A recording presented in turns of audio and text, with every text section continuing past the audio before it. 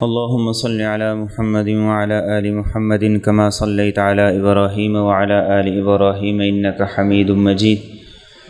اللهم بارك على محمد وعلى آل محمد كما باركت على إبراهيم وعلى آل إبراهيم إنك حميد مجيد.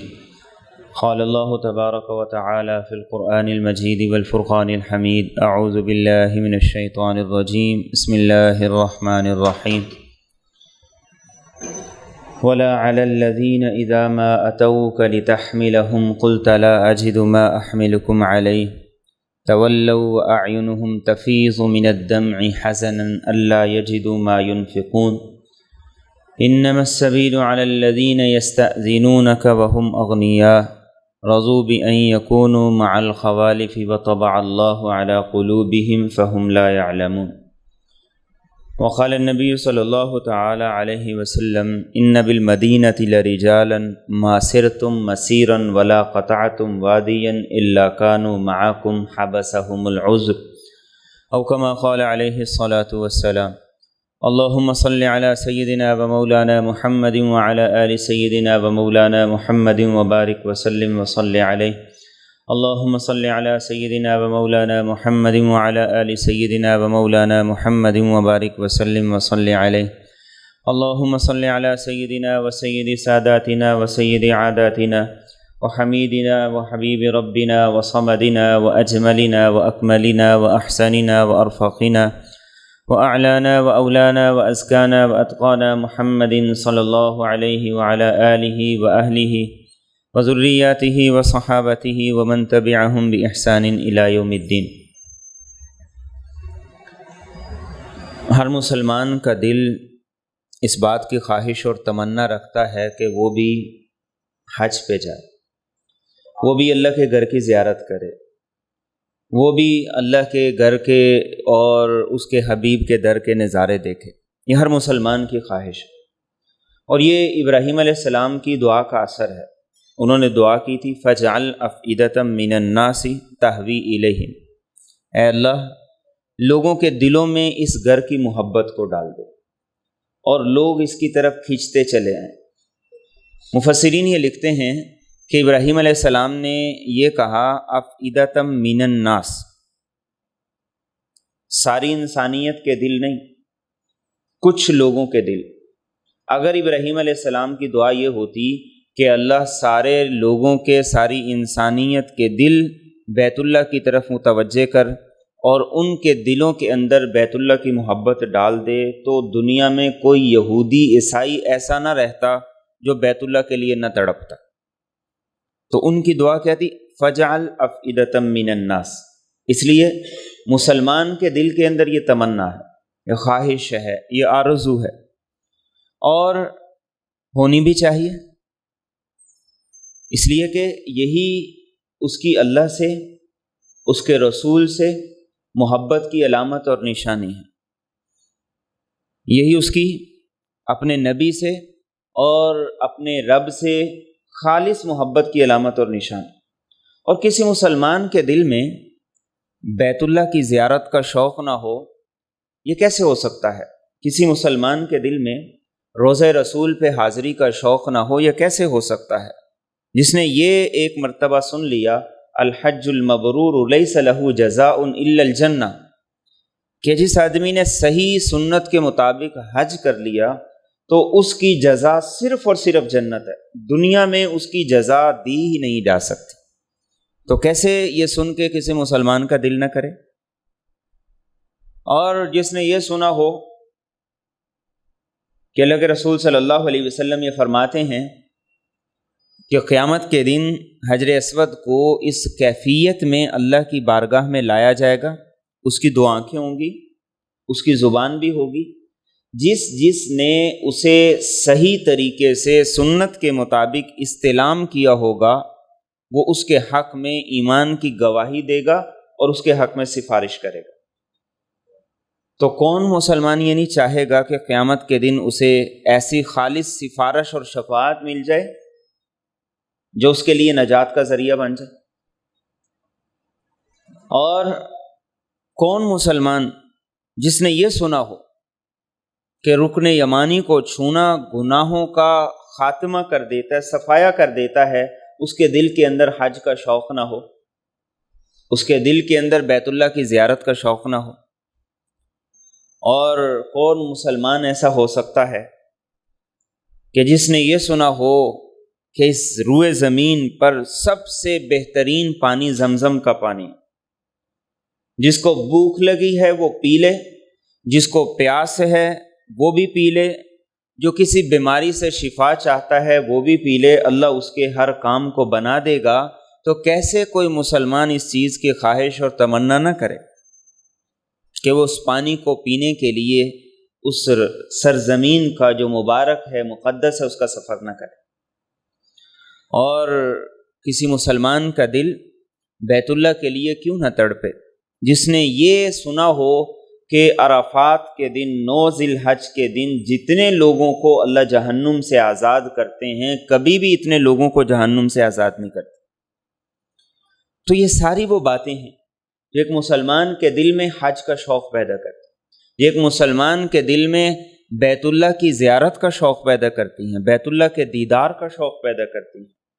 اور کسی مسلمان کے دل میں روضہ رسول پر حاضری کی تڑپ نہ ہو، یہ کیسے ہو سکتا ہے جبکہ اس نے یہ سنا ہو کہ اللہ کے رسول صلی اللہ علیہ وسلم یہ فرماتے ہیں، جس نے میری قبر کی زیارت کی اور میرے پاس آ کے سلام پیش کیا، میں ایسے ہی سنتا ہوں جیسے اپنی زندگی میں سنتا تھا، اور اس کا میری قبر کی زیارت کرنا ایسے ہی ہے جیسے اس نے میری زندگی میں میری زیارت کی ہو۔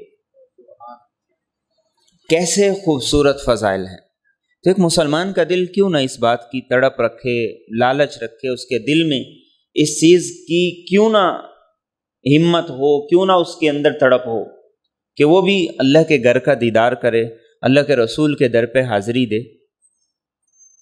لیکن اسباب ہیں، وسائل ہیں، کچھ پابندیاں ہیں، کچھ حالات ہیں، اور بسا اوقات بیماری ہے، اور بسا اوقات دیگر عذر ہیں جو انسان کو روک دیتے ہیں۔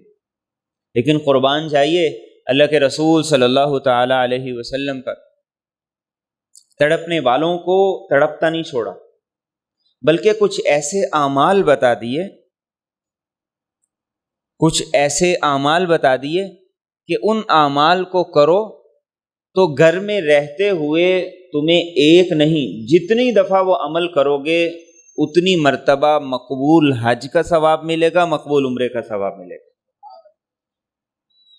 جو آدمی بیت اللہ کی زیارت کے لیے گیا ہے، جو آدمی حج کے لیے گیا ہے، عمرے کے لیے گیا ہے، اس کا حج اور عمرہ قبول ہے یا نہیں قبول ہے کچھ کہا نہیں جا سکتا، کچھ کہا نہیں جا سکتا۔ لیکن فرمایا کچھ اعمال ایسے ہیں اگر تم ان اعمال کو کرو گے، سر انجام دو گے، تو پھر کیا ہوگا؟ فرمایا کہ اللہ رب العزت تمہیں مقبول حج کا اور مقبول عمرے کا ثواب عطا کرے۔ ان میں سے پہلی چیز اللہ کے رسول صلی اللہ علیہ وسلم نے ارشاد فرمایا، من جہز غازی، کوئی مجاہد اللہ کے راستے میں جا رہا ہے اور کوئی اسے سامان فراہم کر دیتا، یا کوئی آدمی آپ نے فرمایا حج پہ جا رہا ہے اور کوئی آدمی اس حج پہ جانے والے کو دے دیتا ہے، اس کی خدمت کر دیتا ہے، اس کے لیے سارے کے سارے حج کے پیسوں کا انتظام کر دیتا ہے، یا آپ نے فرمایا کہ یہ بھی نہیں کر سکتا تو اس کے بعد اس کے گھر کی ذمہ داری لے لے کہ تمہارے بچوں کو اور تمہارے گھر کے نظام کو میں دیکھوں گا، جو کام ہوگا اسے میں سر انجام دوں گا۔ آپ نے فرمایا مجاہد کے برابر اس کو اجر ملے گا جس نے سامان فراہم کیا، اور حج کرنے والے کے برابر اسے اجر ملے گا جس نے اس کے بعد اس کے کاروبار کی، اس کے گھر بار کی نگرانی کی اور اس ذمہ داری کو ادا کی۔ بہت سے لوگ ان کے حج نہ کرنے کا عذر اور بہانہ صرف یہ ہوتا ہے کہ بچوں کو کہاں چھوڑ کے جائیں، بچوں کو کس کے پاس چھوڑ کے جائیں۔ آپ کی فیملی میں، آپ کے رشتہ داروں میں، آپ کے بھائیوں میں، آپ کے قریبیوں میں کوئی ایسا ہے جس کو ایسا عذر ہے تو آپ اس ذمہ داری کو قبول کیجیے۔ اس کا فائدہ کیا ہوگا؟ اس کا فریضہ ادا ہو جائے گا اور آپ کی اس تھوڑی سی ذمہ داری کو قبول کرنے کی وجہ سے اللہ رب العزت آپ کو مقبول حج کا ثواب عطا کرے۔ اور آسان ہے، کوئی مشکل نہیں ہے، لیکن صرف نیت کی بات ہے، دل کو بڑا کرنے کی بات ہے، اپنے حوصلے اپنے ظرف کو وسیع کرنے کی بات ہے۔ تو پہلا عمل کیا فرمایا؟ کوئی آدمی حج پہ جا رہا ہے، اس کے گھر بار کی، اس کے بچوں کی، اس کے کاروبار کی ذمہ داری تم اٹھا لو، اللہ رب العزت تمہیں مقبول حج کا ثواب عطا کرے۔ دوسری بات، دوسرا عمل جو رسول اکرم صلی اللہ علیہ وسلم نے ارشاد فرمایا کہ جس آدمی میں حج کی تڑپ ہے، عمرے کی تڑپ ہے، لیکن وہ نہیں جا سکا، آپ نے ارشاد فرمایا کہ اسے چاہیے کہ وہ سچے دل سے عزم اور ارادہ کر کہ جیسے ہی میرے پاس اسباب ہوں گے، وسائل ہوں گے، میں ضرور جاؤں گا۔ تو صرف اور صرف اس عزم پر، اس ارادے پر اللہ رب العزت اسے حج کا اور عمرے کا ثواب عطا کرتے۔ آپ ایک غزوے کے لیے تشریف لے گئے، آپ نے صحابہ کو مخاطب کرتے ہوئے ارشاد فرمایا، اور یہ غزوہ تبوک تھا جو سب سے مشکل تھا، سفر بھی مشکل تھا اور خوف بھی بہت زیادہ تھا، گرمی بھی شدید تھی، وسائل بھی نہیں تھے، جانا بھی بہت دور تھا، اور مقابلہ جس دشمن سے تھا وہ بہت طاقتور تھا۔ واپسی ہو رہی تھی، اللہ کے رسول صلی اللہ علیہ وسلم نے صحابہ کو مخاطب کی اور مخاطب کرتے ہوئے ارشاد فرمایا کہ مدینہ کے اندر کچھ لوگ ایسے ہیں جو ایک قدم بھی تمہارے ساتھ نہیں چلے، اور انہوں نے کسی وادی کا، کسی جنگل کا سفر نہیں طے کیا،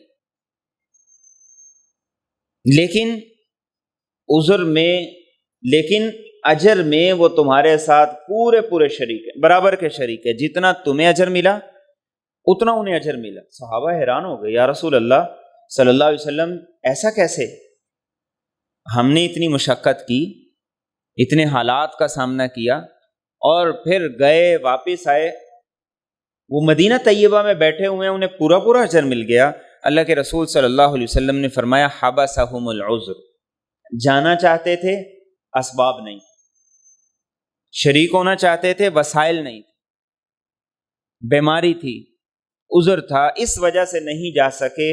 اللہ نے صرف ان کی تڑپ کی وجہ سے، ان کے عزم اور شوق کی وجہ سے انہیں تمہارے ساتھ اجر میں برابر شریک کر دیا۔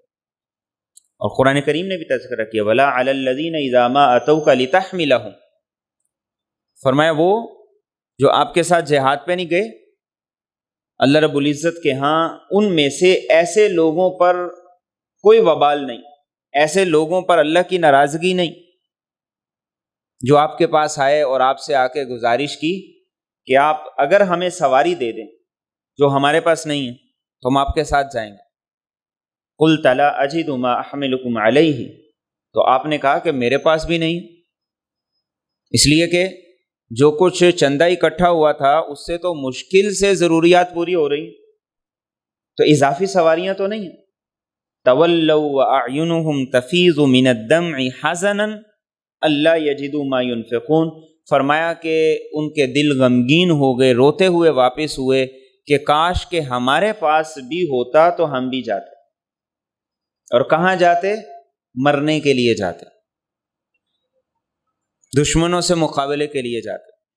یہ صحابہ کے اندر تڑپ تھی۔ آپ نے فرمایا کہ ایسے لوگوں کو اللہ کی طرف سے پورا اجر مل گیا۔ اور اس کے مقابلے میں کون تھے؟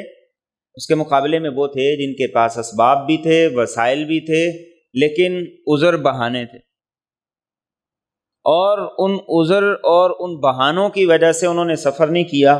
فرمایا کہ جب آپ واپس آئیں گے، یہ آ کے آپ سے اپنا بہانہ پیش کریں گے، معذرت کریں گے، اور آپ سے کہیں گے کہ آپ ہمارے لیے استغفار کیجئے، تو آپ انہیں کہہ دینا کہ تم جاؤ، تمہارے لیے استغفار نہیں ہو سکتا، اس لیے کہ تمہارے پاس اسباب تھے، تمہارے پاس وسائل تھے، اس کے باوجود نہیں تم نے ایسا کیا۔ اور ایک بڑی خوبصورت حدیث تھی، اللہ کے رسول صلی اللہ علیہ وسلم نے ارشاد فرمایا، 3 باتیں میں قسم کھا کے ارشاد فرماتا، اور ایک میں تمہیں حدیث بیان کرتا ہوں جسے دل دماغ میں بٹھانا۔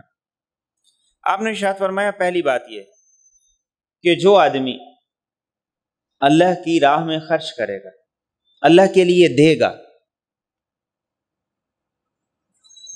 اللہ کی راہ میں کسی کی ضرورت پوری کر دے گا، اس کی رضا کے لیے، اس کی خوشنودی کے لیے، آپ نے فرمایا میں قسم کھا کے ارشاد فرماتا ہوں اس کے مال میں کمی نہیں ہوگی، اس کے مال میں اضافہ ہوگا۔ اور دوسری بات آپ نے ارشاد فرمائی، آپ نے ارشاد فرمایا وَلَا فَتَحَ عَبْدٌ بَابَ مَسْأَلَةٍ، جو آدمی کسی کے سامنے دستے سوال دراز کرتا ہے، ہاتھ پھیلاتا ہے، مجبور نہیں، پیشہ بنایا، ضرورت نہیں ہے، صرف اور صرف کس لیے؟ تاکہ میرا پیسہ بڑھ جائے، زیادہ ہو جائے، تو آپ نے ارشاد فرمایا میں قسم کھا کے کہتا ہوں اللہ ایسے آدمی کے لیے فقر کا، تنگ دستی کا دروازہ کھول دے۔ اور تیسری بات آپ نے ارشاد فرمایا وَلَا ظُلِمَ عَبْدٌ مَظْلِمًا، جس آدمی کے ساتھ کسی نے زیادتی کی، نا انصافی کی، اس کا حق دبا لیا، اس سے چھین لیا اور اس نے صبر کر لیا، آپ صلی اللہ علیہ وسلم فرماتے ہیں میں قسم کھا کے یہ بات ارشاد فرماتا ہوں اللہ رب العزت اس کی عزت میں اضافہ کرے۔ پھر آپ نے فرمایا ایک حدیث بھی سناتا ہوں، اور فرمایا اس حدیث کو یاد کر لو، فاحفظوہ۔ اور بہت کم احادیث ایسی ہیں جن کے بارے میں آپ نے یہ بات ارشاد فرمایا۔ آپ نے ارشاد فرمایا دنیا میں 4 طرح کے لوگ ہیں۔ ایک قسم کے لوگ وہ ہیں جنہیں اللہ نے پیسہ بھی دیا ہے، دین کی سمجھ بوجھ بھی دی ہے، اور وہ 3 کام کرتے ہیں۔ ایک کام یہ کرتے ہیں اللہ سے ڈرتے ہیں، دوسرا کام یہ کرتے ہیں رشتہ داروں کا خیال کرتے ہیں، ان سے حسن سلوک کرتے ہیں، ان کی ضرورتوں کو پورا کرتے ہیں، اور تیسرا کام یہ کرتے ہیں کہ اللہ کا حق بھی ادا کرتے ہیں۔ 3 کام ہیں، اللہ سے ڈرتے ہیں، رشتہ داروں کا خیال کرتے ہیں، اور اللہ کا بھی حق ادا کرتے ہیں۔ آپ نے فرمایا کہ ایسے لوگ سب سے بہترین اور جنت کے اعلیٰ درجات میں ہیں۔ دوسرا آپ نے ارشاد فرمایا ایک آدمی وہ ہے کہ جس کے پاس دین کی سمجھ ہے لیکن پیسہ نہیں، اس کی نیت سچی ہے،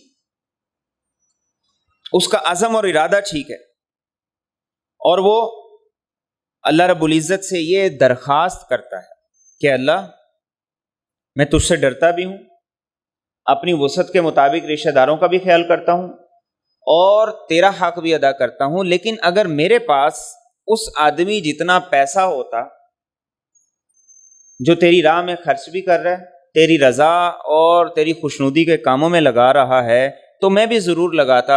آپ نے فرمایا اس نے پیسہ ایک نہیں خرچ کیا لیکن اجر میں پہلے کے برابر ہے۔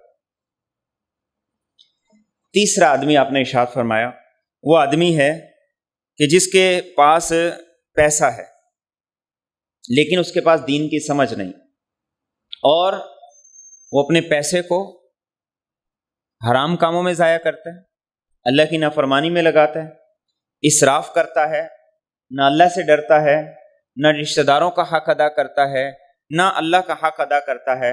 آپ نے فرمایا یہ سب سے بدترین آدمی سخت اللہ کی پکڑ میں آئے گا۔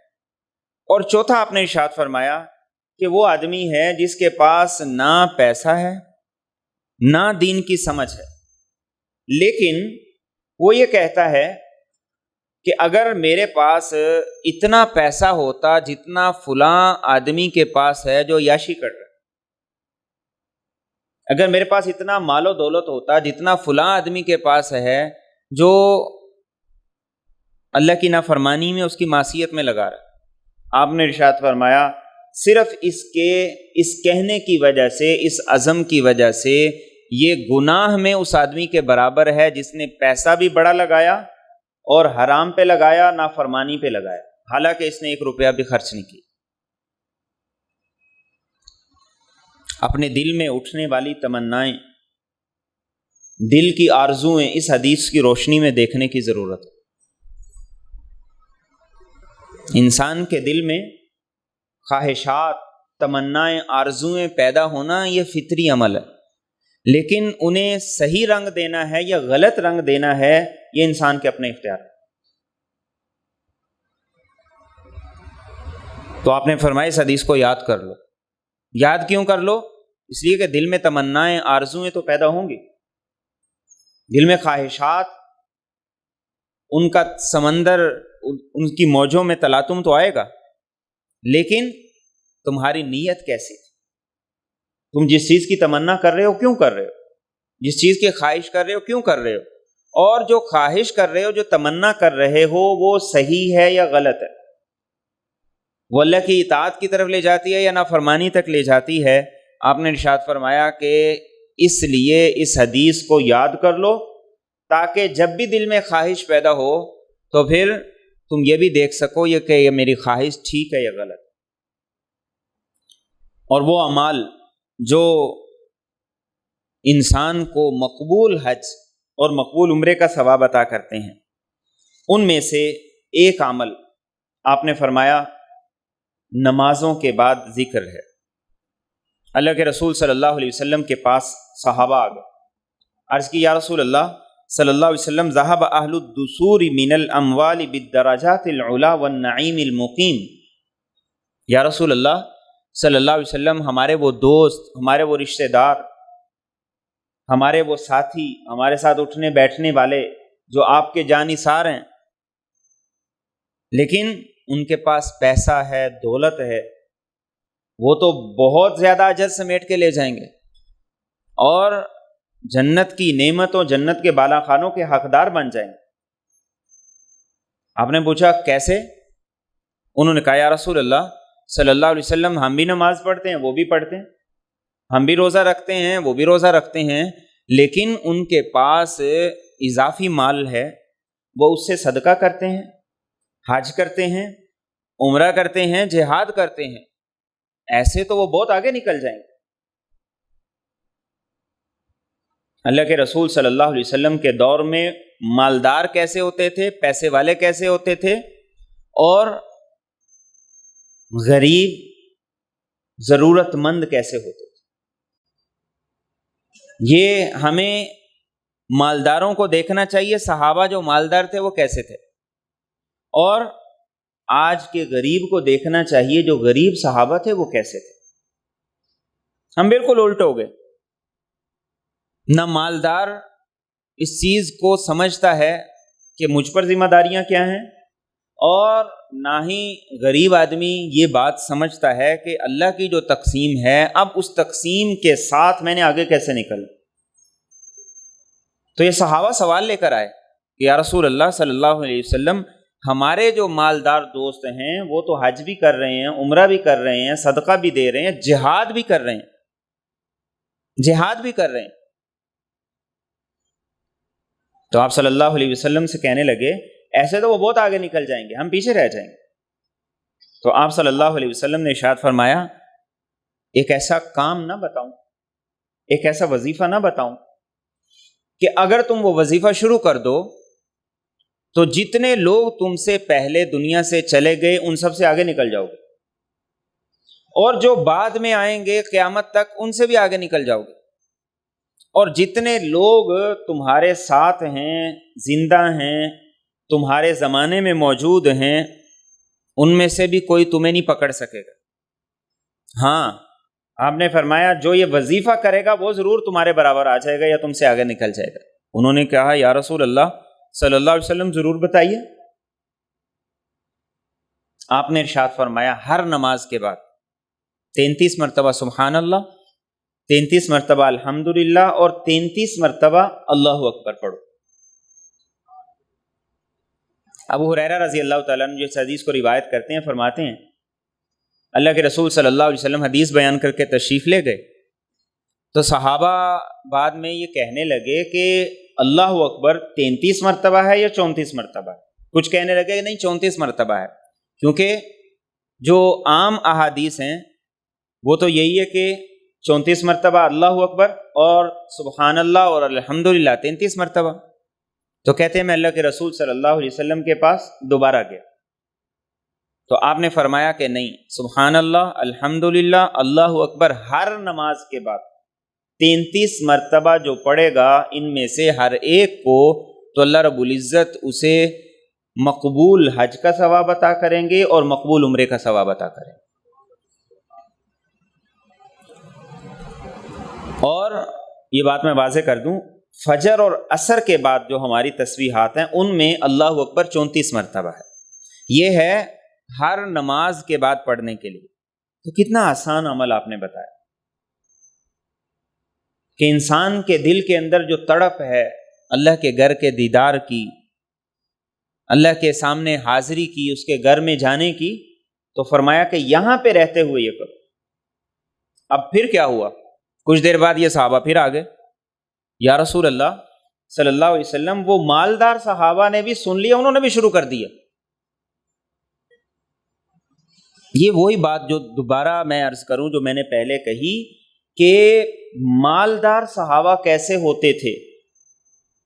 انہیں یہ نہیں تھا کہ ہمیں ضرورت ہی کوئی نہیں، بے نیاز بیٹھے ہیں، رشتہ داروں سے بھی اور اللہ سے بھی.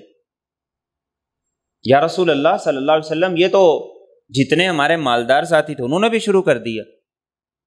تو آپ نے فرمایا پھر اللہ کا فضل ہے، جس کو اللہ عطا کر دے، یہ اللہ کی تقسیم ہے. تو آپ نے یہ عمل بتا دیا، ہر نماز کے بعد اس کا اہتمام، اور بہت آسان عمل ہے. لیکن مسئلہ ہے ہماری طبیعتوں کا. نماز کے بعد 2 منٹ 4 منٹ بیٹھ کے ہم تسبیحات نہیں کر سکتے. ہاں، مسجد سے باہر نکل کے کسی کے ساتھ گپ شپ میں 20 منٹ لگ جائیں تو لگ سکتے ہیں. نماز کے بعد 3 منٹ بیٹھ کے 4 منٹ بیٹھ کے ہم دعا نہیں کر سکتے ہیں.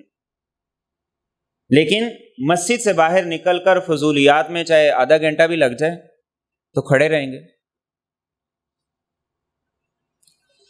یہ چھوٹی چھوٹی چیزیں ہیں لیکن یہ بتاتی ہیں کہ بیماری اندر بہت بڑی ہے. اللہ کے رسول صلی اللہ علیہ وسلم نے ارشاد فرمایا کہ مومن تو مسجد میں ایسے ہوتا ہے جیسے مچھلی پانی میں ہوتی. مچھلی پانی سے نکل کے جیسے تڑپتی ہے، مومن مسجد سے نکل کے ایسے تڑپتا ہے. تو اصل بیماری کیا ہے؟ بیماری تو یہ ہے کہ مسجد کی اور اللہ کے گھر کی اور اس ماحول کی اندر تڑپ نہیں. اس لیے نماز کے بعد بھی بھاگنے کی کرتے ہیں.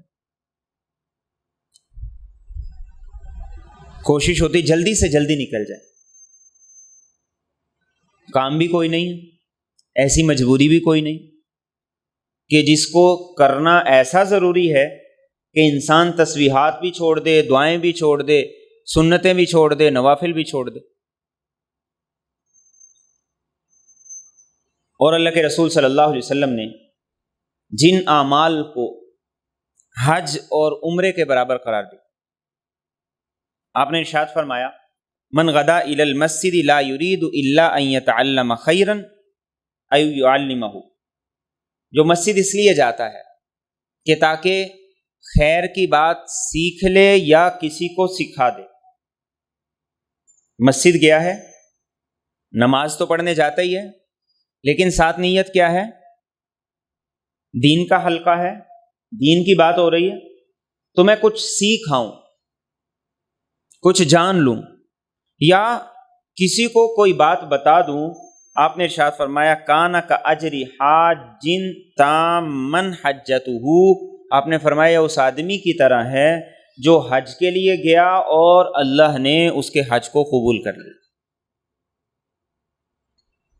مسجد صرف نماز کے لیے نہیں، مسجد تو ایجوکیشن سینٹر ہے. یہاں آپ آئیں، آپ سیکھیں، اور میرا یہ دعویٰ ہے کہ آپ پورے پاکستان میں کسی بھی مکتب فکر کی مسجد میں جائیں اور امام صاحب سے جا کے یہ درخواست کریں کہ میری نماز سن لیں وہ صحیح ہے یا نہیں صحیح، تو وہ آپ کو نہ نہیں کریں۔ آپ ان سے جا کے کہیں کہ میں نے 2 اور صورتیں یاد کرنی ہیں، آپ مجھے یاد کروا دیں، تو وہ نہ نہیں کریں گے۔ لیکن اگر آپ کسی وکیل کو فون کرتے ہیں کہ مجھے یہ مسئلہ درپیش ہے، وہ کہے گا کہ پہلے میرے پاس میرے آفس آئیں، فیس ادا کریں، اس کے بعد پھر اگلی بات ہو۔ یہ مسجد وہ جگہ ہے جہاں سے اللہ کے رسول صلی اللہ علیہ وسلم کی میراث تقسیم ہوتی، اور وہ میراث کیا ہے؟ وہ علم ہے۔ وہ میراث کیا ہے؟ وہ رسول اکرم صلی اللہ علیہ وسلم کی خوبصورت باتیں ہیں، وہ قرآن کریم کی آیات ہیں۔ تو آپ نے فرمایا کہ مسجد میں کوئی آدمی گیا ہے تاکہ کچھ سیکھ لے یا کسی کو کچھ سکھا دے، تو اسے اللہ رب العزت پورے حج کا اجر عطا کرتے ہیں اور اس کے ثواب میں کوئی کمی نہیں ہوتی۔ اور ایسے اللہ کے رسول صلی اللہ علیہ وسلم نے ایک حدیث مبارکہ میں ارشاد فرمایا، من مشا الی صلاۃ مکتوبۃ فی الجماعہ، جو آدمی مسجد میں باجماعت نماز ادا کرنے کے لیے جاتا ہے، فہی کحجہ، اس کو اتنا اجر ملتا ہے جتنا حج کرنے والے کو اجر ملتا ہے۔ اور فرمایا ومن مشا الی صلاۃ تطوع فہی کعمرۃ نافلہ، جو آدمی مسجد میں نفل نماز کے لیے جاتا ہے اللہ اسے مقبول عمرے کا ثواب عطا کرتا ہے۔ نمازیوں میں ایک خامی کیا پیدا ہو گئی؟ نمازیوں میں خامی یہ پیدا ہو گئی، صبح اٹھیں، بیڈ کے ساتھ ہی جائے نماز بچھائی ہے، نماز پڑھی اور سو گئے۔ آپ کیا ارشاد فرما رہے ہیں کہ با جماعت نماز پڑھنے والے کو اللہ مقبول حج کا ثواب عطا کرتا، اور مسجد میں جا کے نفل نماز ادا کرنے پر اللہ رب العزت مقبول عمرے کا ثواب عطا کرتا۔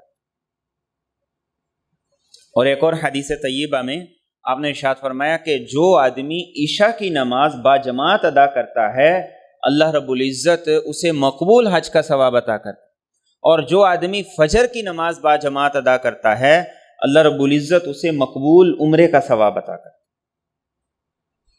تو نماز کے لیے اٹھے ہیں، بیدار ہیں، پڑھی بھی ہے، لیکن اپنے اجر کو ضائع کرتے۔ اور گھر میں پڑھی ہوئی نماز اور مسجد میں پڑھی ہوئی نماز یہ کیسے برابر ہو سکتی؟ کیفیات کا بڑا فرق ہے، توجہ کا بڑا فرق ہے، نماز کے خشوع خضوع کا بڑا فرق ہے، اور پھر چل کے آنا، چل کے جانا۔ آپ آ رہے ہیں، اور ایک اور حدیث طیبہ اللہ کے رسول صلی اللہ علیہ وسلم نے ارشاد فرمائی، آپ نے ارشاد فرمایا جو آدمی گھر سے باوضو ہو کے نکلتا ہے، اس میں اضافی بات کیا ہے؟ باوضو ہو کے نکل، کہ گھر سے وضو کر کے آؤ۔ کیوں؟ ایک اس لیے کہ گھر سے وضو کر کے نکلو گے تو یہ گھر والوں کے لیے ایک خاموش تعلیم ہے، خاموش سبق ہے، خاموش تربیت ہے۔ اور دوسرا، اس کے ذریعے سے تمہارا جانا باوضو ہو کے جب تم جاؤ گے تو اس کی کیفیات اور ہوں۔ تو آپ نے فرمایا جو آدمی گھر سے باوضو ہو کے نکلا ہے، کس لیے نکلا ہے؟ تاکہ مسجد میں جا کے نماز ادا کرے۔ آپ نے فرمایا کہ یہ ایسے ہی ہے جیسے کوئی آدمی احرام باندھ کر بیت اللہ کی طرف جا رہا ہے۔ اور جو آدمی چاشت کی نماز پڑھنے کے لیے یا اشراق کی نماز پڑھنے کے لیے مسجد کے اندر آتا ہے اور اس کا مقصد صرف اور صرف مسجد میں جا کے چاشت کی نماز پڑھنا ہے یا اشراق کی نماز پڑھنا ہے، آپ نے فرمایا اللہ رب العزت اسے مقبول عمرے کا ثواب عطا کرتے۔ آفس جا رہے ہیں تو جاتے جاتے مسجد کے پاس رک کے 2 رکعت نماز نفل ادا کر لیں گے تو مقبول عمرے کا ثواب عطا کرتے۔ اور ایسے ہی اللہ کے رسول صلی اللہ علیہ وسلم نے ارشاد فرمایا جس آدمی نے فجر کی نماز پڑھی اور پھر اللہ کے ذکر میں مصروف رہا یہاں تک کہ سورج طلوع ہو گیا، مکروہ وقت نکل گیا، اور اس نے اس کے بعد 2 رکعت نماز اشراق کی ادا کر لی، آپ نے ارشاد فرمایا اللہ رب العزت اسے مقبول حج کا اور مقبول عمرے کا ثواب عطا کریں گے، اور 3 مرتبہ فرمایا تامہ تامہ تامہ، کہ اس کے مقبول حج اور عمرے میں کوئی ثواب کی کمی نہیں ہوگی، بالکل کمی نہیں ہوگی، پورا پورا اجر اللہ عطا کریں۔ آج یہ اعمال جو بظاہر چھوٹے چھوٹے سے لیکن انسان کے مقام کو کہاں تک لے جاتے ہیں، اور ایسے ہی ان اعمال میں سے وہ عمل جو انسان کو مقبول حج اور عمرے کے برابر اجر دلاتا ہے۔ ایک آدمی اللہ کے رسول صلی اللہ علیہ وسلم کے پاس آیا، یا رسول اللہ صلی اللہ علیہ وسلم جہاد پہ جانے کا بڑا دل کرتا ہے لیکن اسباب نہیں ہیں، وسائل نہیں ہیں، کیا کروں؟ یہ صحابہ کا ایمان ہوتا ہے، یعنی دوسرے لفظوں میں یا رسول اللہ صلی اللہ علیہ وسلم مرنے کا بڑا دل کرتا ہے، اللہ کے لیے قربان ہونے کا بڑا دل کرتا ہے، اسباب نہیں،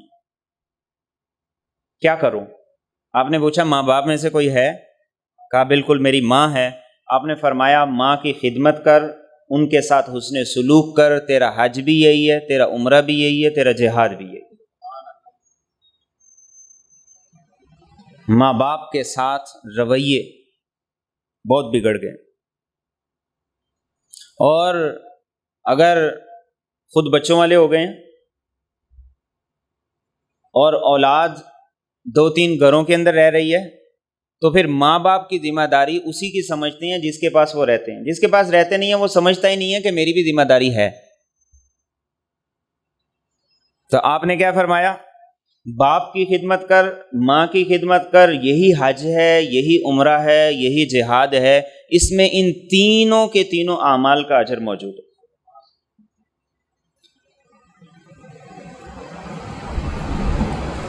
تو بیت اللہ تک نہیں جا سکے، اسباب نہیں ہیں، وسائل نہیں ہیں، حالات سازگار نہیں ہیں، تو کوئی نہیں، بیت اللہ کے رب کو تو گھر میں رہتے ہوئے بھی پایا جا سکتا ہے۔ ایک اللہ والے نے دیکھا لوگ احرام باندھ کے جا رہے ہیں، بڑی دل میں تڑپ پیدا ہوئی کہ لوگ جا رہے ہیں، کاش کہ میں بھی جاتا، اور پھر بڑی خوبصورت بات کی، کہا یہ تو اس آدمی کی تڑپ ہے جو بیت اللہ تک نہیں پہنچا، اللہ کے گھر تک نہیں پہنچا، اس آدمی کی تڑپ کیا ہونی چاہیے کہ جو اللہ تک ہی نہیں پہنچا۔ اب ضروری تو نہیں ہے نا کہ جو آدمی بیت اللہ تک پہنچ گیا وہ اللہ تک بھی پہنچ گیا، اور جو بیت اللہ سے دور ہے یہ ضروری تو نہیں کہ وہ اللہ سے بھی دور ہے۔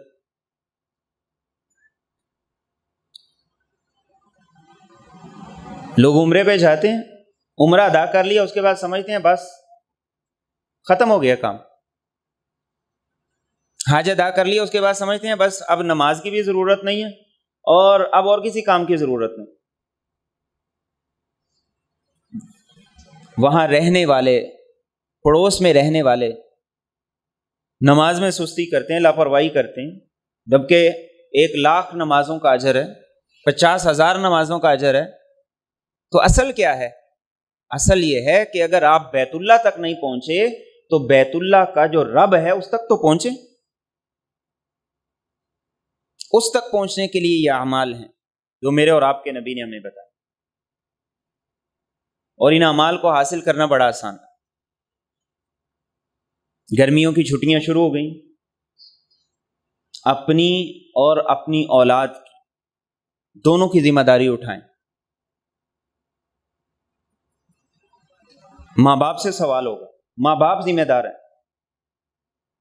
اب اگر بچوں کو سکول چھوڑنے اور لینے کے ذمہ دار ہیں تو کیا مسجد چھوڑنے اور مسجد سے واپس لے جانے کے ذمہ دار نہیں ہیں؟ اور ایک اور بات عرض کروں، اور بڑی غور سے سننے کی بات ہے، دل پہ لکھنے کی بات ہے، مصروفیات کا بہانہ، مصروفیات کا بہانہ یہ کوئی بہانہ نہیں ہے۔ نیک اعمال سے محرومی کو ہم مصروفیات کے بہانے سے ٹالنے کی کوشش کرتے ہیں۔ نیک اعمال سے محرومی کو ہم مصروفیات کے بہانے سے ٹالنے کی کوشش کرتے ہیں۔ اللہ کی طرف سے محروم کیا گیا ہے، توفیق نہیں ملی ہے، اور ہم مسلسل یہ کہتے رہتے ہیں مصروفیت بہت ہے، مصروفیت بہت ہے، مصروفیت بہت ہے، جبکہ آپ جس مصروفیت میں ہیں اسی مصروفیت والے پوری دنیا میں ہزاروں لوگ اس سے بڑھ کے مصروفیتوں والے، اس سے بڑھ کے بیماریوں والے، اس سے بڑھ کر پیسے والے، اس سے بڑھ کر تنگ دستی والے، وہ اللہ کے تمام حقوق کو ادا کر رہے ہیں۔ تو مسئلہ مصروفیت نہیں ہے، مسئلہ مصروفیت نہیں ہے، مسئلہ ترجیحات کا ہے کہ آپ کی ترجیحات میں یہ چیزیں شامل ہی نہیں۔ آپ دیکھیں نا، کرکٹ کے لیے نہ پنکھا ہے، نہ اے سی ہے، مچھر بھی ہیں، 5 گھنٹے کے لیے مرد بھی، عورتیں بھی، بچے بھی، چھوٹے بھی، بڑے بھی، سب فارغ بیٹھے ہوئے ہیں۔ ایک دن کے لیے نہیں، 1.5 مہینے کے لیے سب فارغ بیٹھے ہیں، اور نمازی کہتے ہیں جی ہم نے سین میں نماز نہیں پڑھنی، مچھر بہت کاٹتے ہیں۔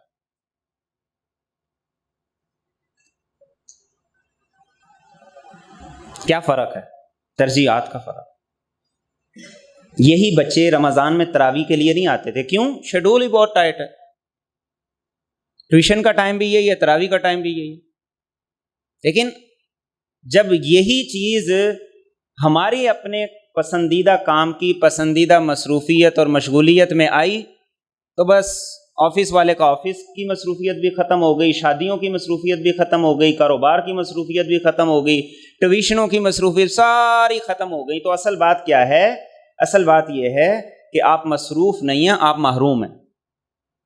آپ مصروف نہیں ہیں، آپ محروم ہیں۔